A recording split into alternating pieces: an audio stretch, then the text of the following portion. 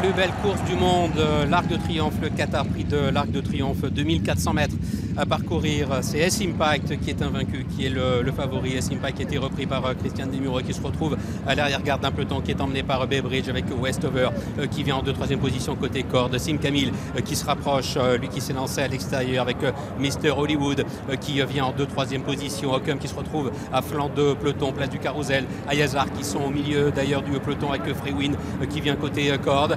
La concurrente japonaise au 76 qui pour le moment galope à l'arrière-garde avec le favori S-Impact qui est en antépénultième position.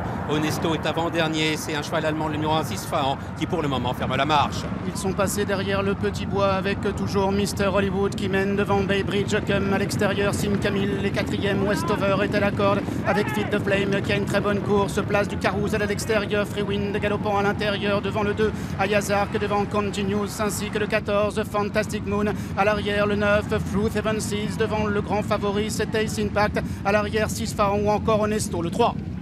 La descente à présent avec toujours aux commandes ce Qatar Prix de l'Arc de Triomphe, le numéro 11 de Mr Hollywood.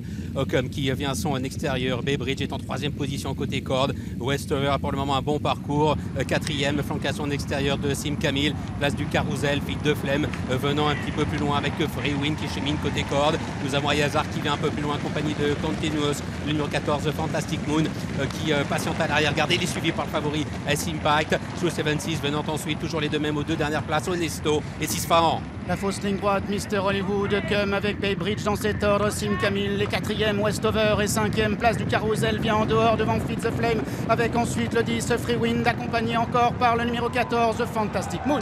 Le début de la ligne droite avec Mr Hollywood qui est toujours le meilleur. Ockham qui vient l'attaquer, Baybridge qui cherche l'ouverture, mais il y a l'open stretch maintenant avec à l'extérieur Sim Camille qui tente de venir, S-Impact tout à l'extérieur qui tente de progresser en compagnie d'un autre 3 ans, Fantastic Moon. Avec Okun qui est là, Westover qui passe à l'attaque accompagné à son extérieur par Sim Camille, et puis voilà maintenant complètement à l'extérieur le grand favori Ace Impact qui place son accélération, et Nesto également qui revient de très loin. Ace Impact de plus en plus fort qui fait quelque chose d'assez extraordinaire ici, qui remporte sa 6e victoire consécutive et l'Arc de Triomphe, le premier doublé Jockey Club Arc de Triomphe depuis 20 ans, depuis Dalakani. Ace Impact, Christian Demuro pour la 2e fois dans l'Arc, Jean-Claude Rouget.